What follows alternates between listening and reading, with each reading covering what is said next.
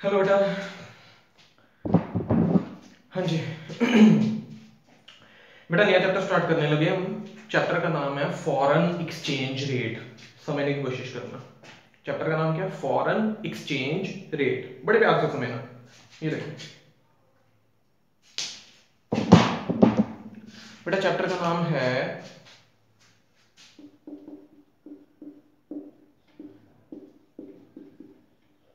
Exchange rate. ये है बेटा रेट। चैप्टर का नाम क्या है? Foreign exchange rate. Foreign exchange rate का मीनिंग समझो पहले तो क्या होता है बेटा। फॉरेन एक्सचेंज रेट का मीनिंग है कि हमारे देश की जो करेंसी है वो दूसरे देश की जो करेंसी है उसके साथ कैसे और किस भाव पे एक्सचेंज होती है। नहीं समझ रही? हमारे देश की जो करेंसी है वो दूसरे देश की करेंसी के साथ किस रेट पे, किस प्राइस पे, किस भाव पे क्या होती है? एक्सचेंज होती है। उसे हम बोलते हैं फॉरेन एक्सचेंज रेट। किस रेट पे? समझने की कोशिश करना। ये देखो, $1 इज इक्वल्स टू 70 रुपीज। $1 कितने का है? 70 रुपए का। तो ये है फॉरेन एक्सचेंज रेट। कहने का मतलब क्या हुआ? $1 कितने पैसों के बदले में एक्सचेंज होता है? रुपीस में कितने के बदले में एक्सचेंज होता है? 70 रुपए के बदले में एक्सचेंज होता है। ये है फॉरेन एक्सचेंज रेट। क्लियर? अब जैसे 1 पाउंड होगा वो 100 रुपए के साथ एक्सचेंज होगा, तो पाउंड का फॉरेन एक्सचेंज रेट क्या है? 1:100।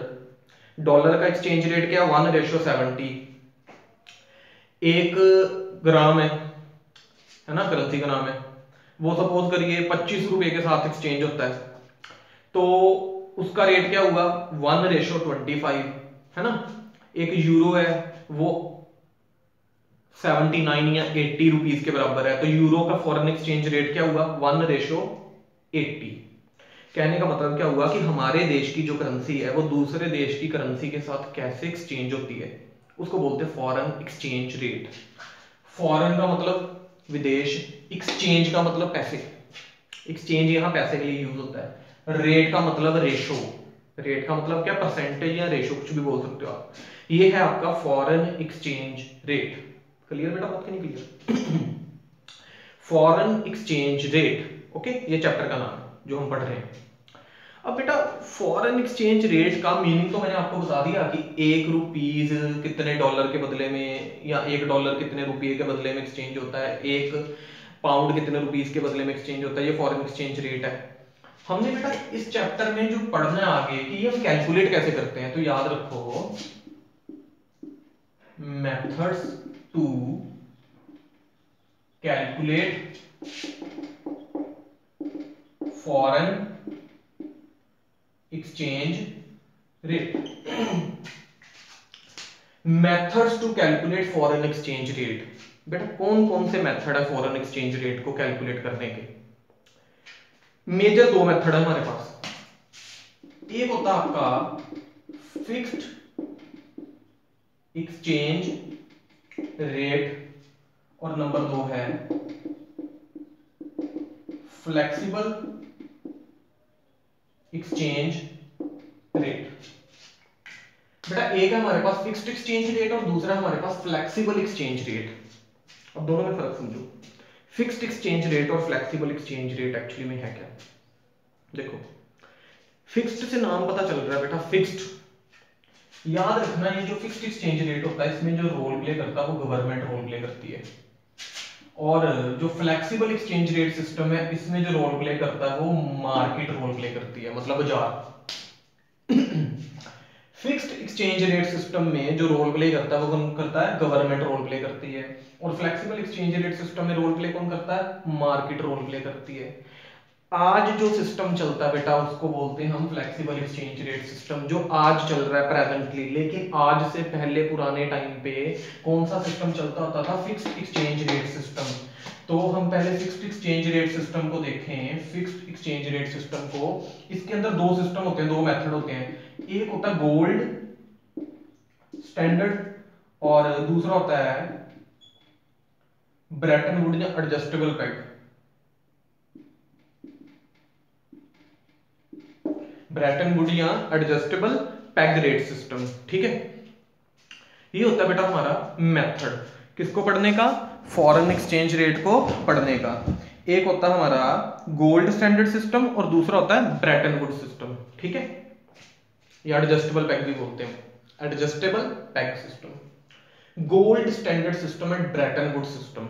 समझने की कोशिश करना, बड़ी सिंपल सा मीनिंग है, क्योंकि जब मैं आपको समझा दूंगा उसके बाद आप बुक से पढ़ोगे इसको सारी की सारी चीज को, जो जो टॉपिक में कराऊंगा, ठीक है। अब सुनो, gold standard system, gold standard system में क्या होता है, जो करेंसी है उसको हम गोल्ड के साथ कैलकुलेट करते हैं। जैसे इंडियन रुपीस, डॉलर्स, हर एक करेंसी वाले क्या करेंगे, गोल्ड के साथ कैलकुलेट करेंगे करेंसी को, कि मतलब जैसे 100 रुपए का कितना गोल्ड आता है, 100 डॉलर का कितना गोल्ड आता है, 100 पाउंड का कितना गोल्ड आता है, 100 दिनार का कितना गोल्ड आता है। मतलब हर एक देश वाले अपनी करेंसी को किसके साथ कैलकुलेट करेंगे, डॉलर्स के साथ कैलकुलेट करेंगे। सुनो,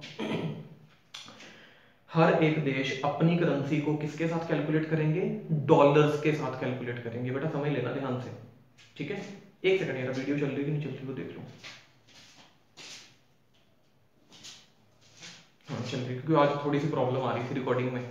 सुनो, हर एक देश वाले अपनी करेंसी को किसके साथ कैलकुलेट करेंगे, डॉलर गोल्ड के साथ कैलकुलेट करेंगे। जैसे इंडिया वाले भी बोलेंगे 100 रुपए का इतना गोल्ड आता है, अमेरिका वाले बोलेंगे 100 रुपए का इतना 100 डॉलर का इतना गोल्ड आता है, इंग्लैंड वाले बोलेंगे 100 पाउंड का इतना गोल्ड आता है। मतलब हर एक कंट्री ने अपनी करेंसी को किसके साथ कैलकुलेट किया, गोल्ड के साथ कैलकुलेट किया। ये होता है गोल्ड स्टैंडर्ड सिस्टम। मतलब हमने बेस किसको रख लिया, गोल्ड को रख लिया, हमने बेस रखा गोल्ड को, और हर एक करेंसी को गोल्ड के अकॉर्डिंग बोल दिया कि इसकी वैल्यू ये है, इसकी वैल्यू ये है। जैसे 100 रुपए का जितना गोल्ड आता है, 100 डॉलर का जितना गोल्ड आता है, 100 पाउंड का जितना गोल्ड आता है, तो हमें हर एक करेंसी की वैल्यू पता चल जाएगी। क्लियर बात है, नहीं क्लियर? दूसरी बात क्या हुई, ब्रेटन वुड सिस्टम। बेटा ब्रेटन वुड सिस्टम में थोड़ा सा डिफरेंट है, ज्यादा नहीं है।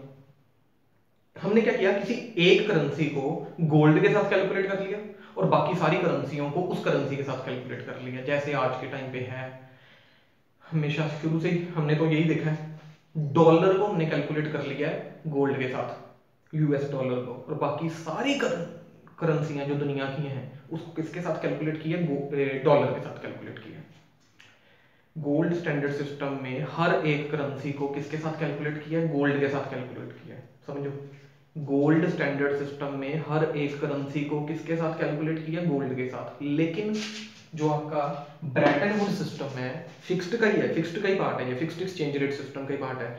इसमें हमने क्या किया, गोल्ड को रखा डॉलर के साथ, मतलब डॉलर को किसके साथ कैलकुलेट कर लिया, गोल्ड के साथ, और बाकी सारी करेंसियां जितनी भी हैं उनको गोल्ड के साथ करने के बजाय किसके साथ कैलकुलेट कर दिया, डॉलर्स के साथ कैलकुलेट कर दिया। मतलब 100 रुपीस के इतने डॉलर आते हैं, 100 पाउंड के इतने डॉलर आते हैं। मतलब चाहे पाउंड की कीमत ज्यादा है लेकिन पाउंड को भी डॉलर के साथ ही कैलकुलेट किया गया है। इसीलिए जो डॉलर है, यूएस डॉलर, वो क्या है, international currency.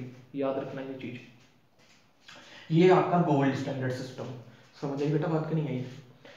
Sorry, gold standard system and Bretton Woods system, दोनों जो फिक्स्ड एक्सचेंज रेट सिस्टम है।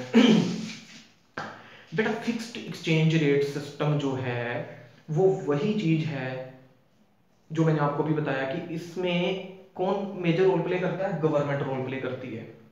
गवर्नमेंट ही अपनी मर्जी से अपनी करेंसी की वैल्यू करती है कि मेरी करेंसी की इतनी वैल्यू होनी चाहिए, मेरी करेंसी की इतनी वैल्यू होनी चाहिए, ज्यादा होनी चाहिए, कम होनी चाहिए। ये कौन डिसाइड करता है, सरकार डिसाइड करती है कि उसके रुपये की कितनी कीमत होनी चाहिए, या डॉलर की कितनी कीमत होनी चाहिए, या पाउंड की कितनी कीमत होनी चाहिए। हर एक सरकार कैलकुलेट करती है अपनी करेंसी को कि कितनी वैल्यू होनी चाहिए। कब, जब आपका फिक्स्ड एक्सचेंज रेट सिस्टम होता था, गवर्नमेंट रोल प्ले करती थी मेजर, ठीक है।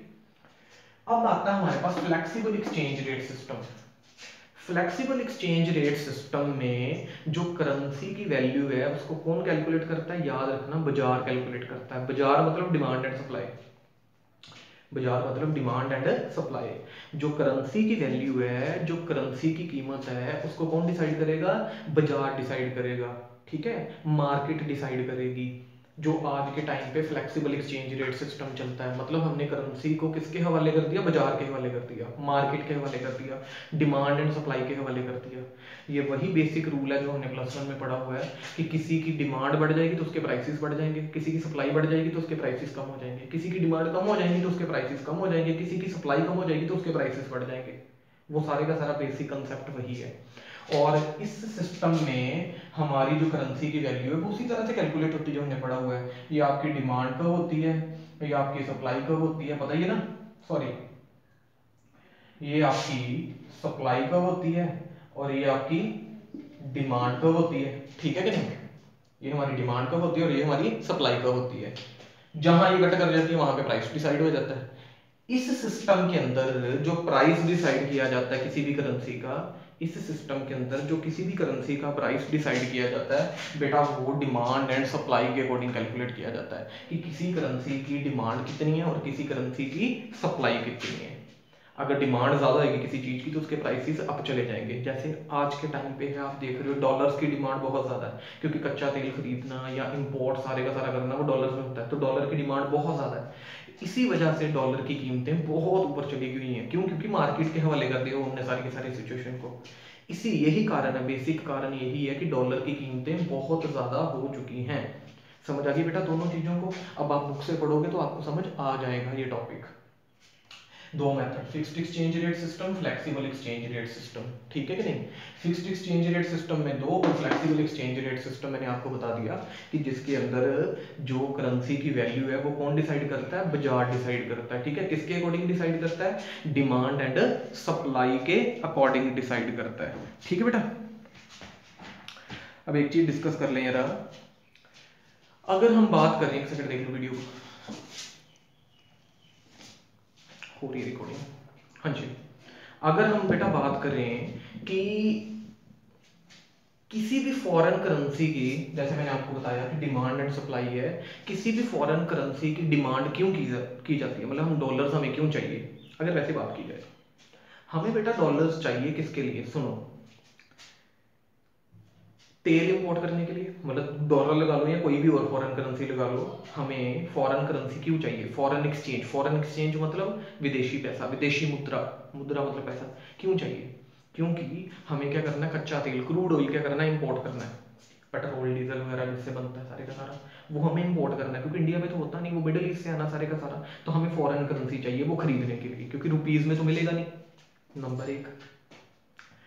फॉरेन के प्रोडक्ट्स खरीदने, हमने फॉरेन से इंपोर्ट करना सारे का सारा, अमेरिका से कुछ मंगवाना, इंग्लैंड से कुछ मंगवाना, जापान से कुछ मंगवाना, रशिया से कुछ मंगवाना है, तो वो भैया रुपीज तो लेंगे नहीं, वो कौन सी करेंसी मांगेंगे, इंटरनेशनल करेंसी मांगेंगे, हमें डॉलर्स चाहिए उसके लिए, ठीक है कि नहीं।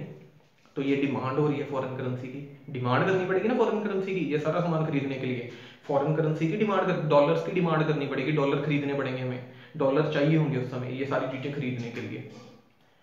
और अगर बात करें कि हमें डॉलर्स क्यों चाहिए, फॉर एग्जांपल अगर हमने अमेरिका घूमने जाना है, अगर हमने अमेरिका घूमने जाना है तो बेटा वहां जाके रुपीस तो चलेंगे नहीं, जब वहां जाके कुछ खरीदना है, कुछ खाना पीना है, तो वहां जाके डॉलर रुपीस तो चलेंगे नहीं इंडिया के, तो वहां हमें क्या चाहिए, हमें चाहिए उस समय डॉलर्स, हमें डॉलर चाहिए उस समय, तो हमें डॉलर डिमांड करनी पड़ेगी। समझ आ रही है बात कि नहीं आ रही, आगे भी हम एक्सप्लेन करेंगे ये पूरी की पूरी चीजों को। उसी तरह से अब सोर्सेज क्या है, SOURCES, sources of foreign exchange, मतलब सप्लाई कहाँ से आती है फॉरेन एक्सचेंज, जो डॉलर्स वगैरह या विदेशी जो करेंसी है हमारे पास, फॉरेन की जो करेंसी है ये आएगी कहाँ से, सुनने की समझने की कोशिश करना। फॉरेन में हमारा लोग काम करते हैं जाके, जो इंडिया में पैसा भेजते हैं, जब कोई अमेरिका में इंडिया का कोई बंदा जाके काम कर रहा है तो वो इंडिया में क्या भेजेगा, डॉलर्स भेजेगा ना, जिसको हम कन्वर्ट कर लेते हैं, तो भैया डॉलर्स आ रहे हैं उसके थ्रू। हमारी इंडियन कंपनियां जो फॉरेन में जाके प्रोडक्ट बेच रही हैं या फॉरेन में जाके काम कर रही हैं, तो वो क्या कमा के लेके आएंगी, डॉलर्स वगैरह कमा के लेके आएंगी, फॉरेन करेंसी कमा के लेके आएंगी, ये सारी की सारी सप्लाई हो रही है फॉरेन करेंसी की, ठीक है ना, हमारे पास आ रही है करेंसी। उसके बाद बात की जाए, हम एक्सपोर्ट करते हैं, एक्सपोर्ट का मतलब दूसरे देशों में सामान बेचना, जब हम दूसरे देशों में सामान बेचते हैं तो वहां की करेंसी हमारे पास आती है, तो ये सप्लाई हो रही है फॉरेन करेंसी की, समझने की कोशिश कर रहे हो ना, तो ये क्या हो रही है, फॉरेन करेंसी की सप्लाई हो रही है हमारे देश में। और सुनो, जैसे इंडिया का कोई डॉक्टर है वो अमेरिका कोई सर्जरी करने चला गया, इंडिया का कोई डॉक्टर अमेरिका में क्या करने चला गया, सर्जरी करने चला गया, ऑपरेशन करने चला गया कोई, तो बेटा वो वहां से क्या कमा के लेके आएगा, डॉलर्स कमा के लेके आएगा, तो वो फॉरेन करेंसी आ गई।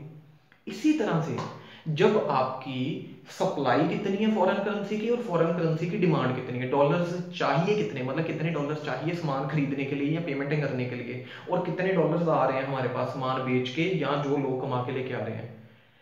अगर सप्लाई ज्यादा होगी तो डॉलर की कीमतें नीचे चली जाएंगी, अगर सप्लाई कम होगी, डिमांड ज्यादा होगी डॉलर की, तो डॉलर की कीमतें ऊपर चली जाएंगी। समझ आई बात कि नहीं आई? इसीलिए इंडिया के अंदर डॉलर्स की डिमांड बहुत ज्यादा है, क्योंकि हमें सारा कुछ बाहर से खरीदना पड़ता है, तेल वगैरह जो भी है, पेट्रोलियम प्रोडक्ट्स या बहुत सारी चीजें हमें क्या करनी पड़ती हैं, फॉरेन से खरीदनी पड़ती हैं।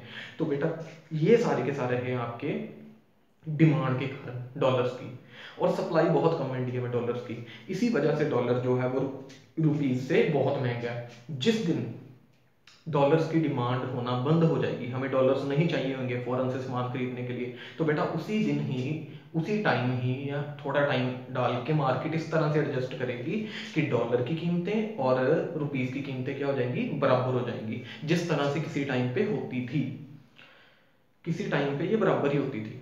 तब आपका कौन सा सिस्टम होता था, फिक्स्ड एक्सचेंज रेट सिस्टम होता था। अब नेक्स्ट लेक्चर्स में हम आगे थोड़ा सा डिस्कस करेंगे कि कई बार अपनी करेंसी की वैल्यू को कम करना भी फायदेमंद होता है डेवलपिंग कंट्रियों के लिए। जो कंट्रियां डेवलपिंग है, जैसे इंडिया जैसी कंट्री है, रुपीस की कीमत कम होना बाकी करेंसियों के मुकाबले में ये कई बार फायदेमंद होता है, कई बार नहीं ज्यादातर फायदेमंद होता है। किसके लिए? डेवलपिंग कंट्रियों के लिए। वो सारे के सारे कारण हम आगे डिस्कस करेंगे अच्छे से। आपने क्या करना है, बेसिकली ये बेसिक लेक्चर था आपका, फॉरेन एक्सचेंज क्या होती है, ये क्या सिस्टम है, आपने इसको थॉरोली अच्छे से पढ़ना है सारे का सारा। फिर नेक्स्ट लेक्चर में हम जब सारे का सारा आगे कंप्लीट डिस्कस करेंगे देन आपको और भी क्लैरिटी हो जाएगी इस चैप्टर की। ठीक है बेटा, तो आपने इस चैप्टर को अब अच्छे से अपनी बुक में से स्टार्टिंग से हेडिंग्स वगैरह ये सारी चीजें क्या करनी है, स्टडी करनी है, वहां से पढ़नी है और समझने की कोशिश करनी है। फिर नेक्स्ट लेक्चर में बड़ी जल्द नेक्स्ट लेक्चर आ जाएगा नेक्स्ट ही साथ में, तो फिर हमने उसको क्या करना है, डिस्कस करना है उसके बाद। ठीक है बेटा, चलिए ऑल द बेस्ट बेटा।